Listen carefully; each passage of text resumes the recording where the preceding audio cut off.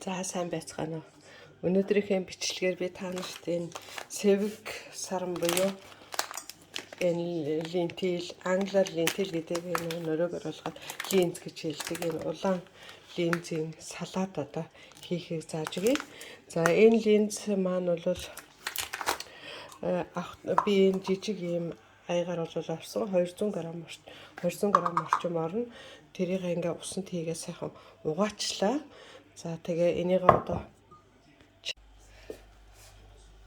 ингээ энийг усанд хийгээд 10 минут чанах хэрэгтэй. За ингээд чана гэд хийчихье.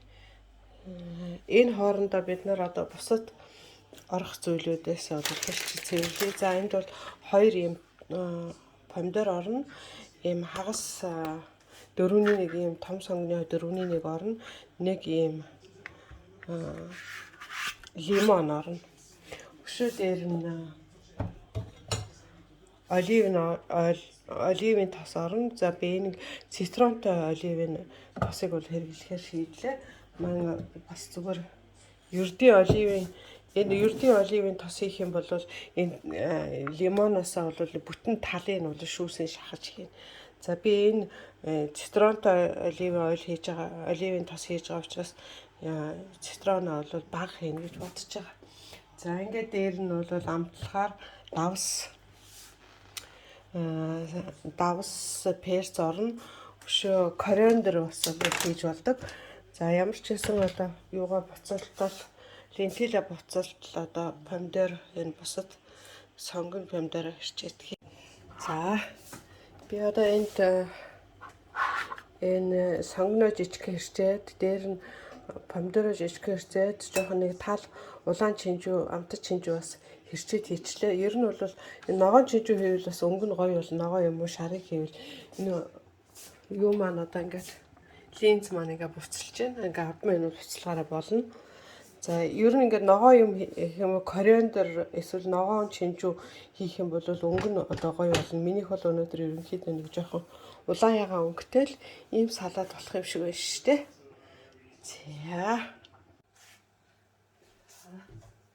линз маань одоо чанаад болчлоо. Тэгээд энийг ингээд шүүчээд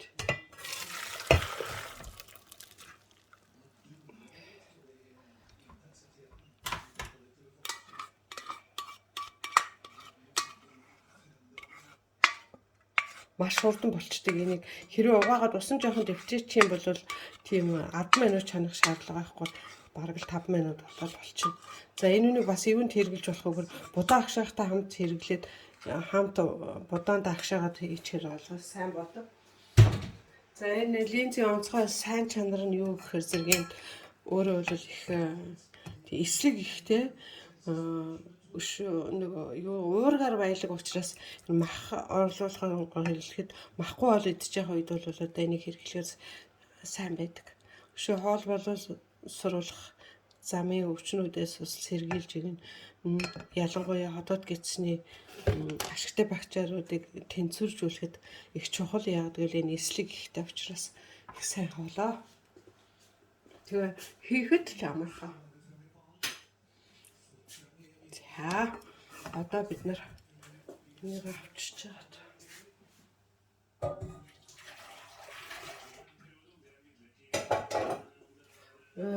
Линзнийхээ сая чанаад гарсан энэ шүлийг бас ногоотой шүл хийхэд шүлтэй хоол хийхэд бол ашиглаж болдог. Маш их витамин байдаг учраас энэ саяны шүүсэн усаа бол шүүсийг нь бол хаях шаардлага байхгүй. Бас эргүүлээд ногоотой шүл хийхэд хэрэгжилж болдог талтай. За одоо бид нар энэ юун дээр энэ линзээ хийгээд хийчих.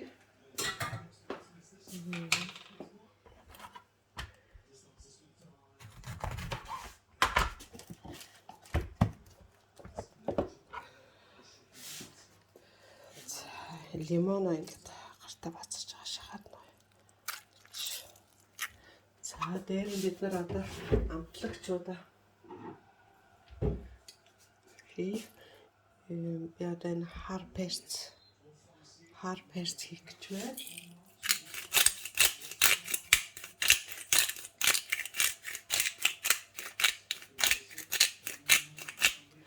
Перс ингээ хийчихье.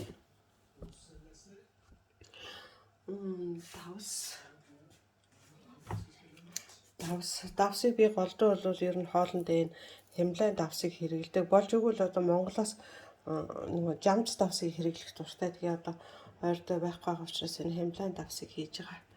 За энэс бас ингээд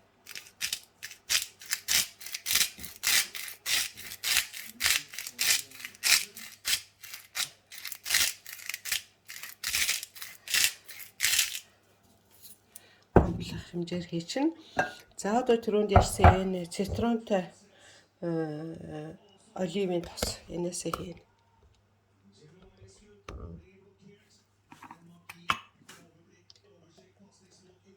Эсэ хогш хийгээд өгч.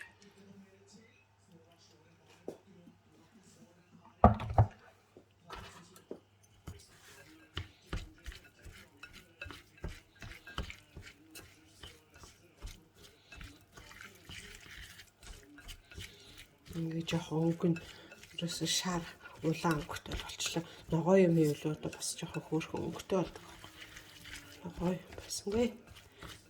Үгүй нэр нэг жоохон өгсөн ирчээд ногоо болгоод хийчихээ л тавьчих. Яагаад болохгүй гэж тий.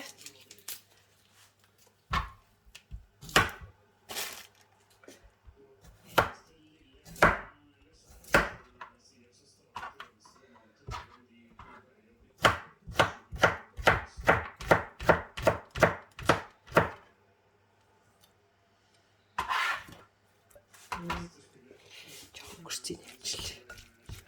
Гэж жоохон өнгөнд гоё болно.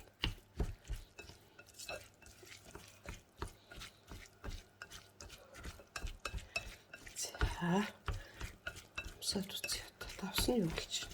Тавсаж нь болж гэнэ үгүй юу? Тавсаж үзчихээд.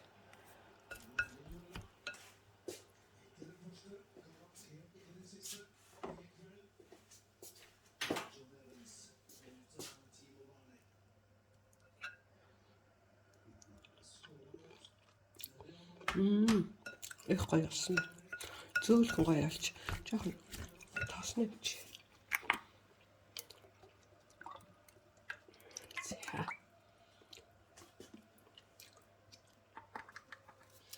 За ингээд одоо линз нь салаад мөн бэлэн боллоо. Тэгээ энэ үнийг халуунаар нийдэж, бүлээнээр нийдэж болно. Мөн одоо савлж авч яваад өдрийн цай, лонч, мат юундаа бол ажилдаа бол авч явж болдог.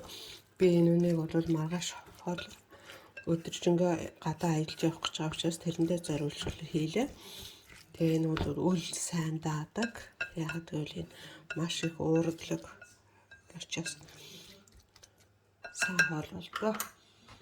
За ингээд та бүхэндээ амжилт хүсье. Ингэж нэг салат хийж эзэцгээгээрэй. Хэрвээ миний хийж байгаа энэ богинохон бичлэгүүд та нарт таалагдж байгаа бол subscribe хийх буюу лайк дарах, өшөө дээр нь миний энэ суугуудаар жагчлахыг та нараас урьж байна.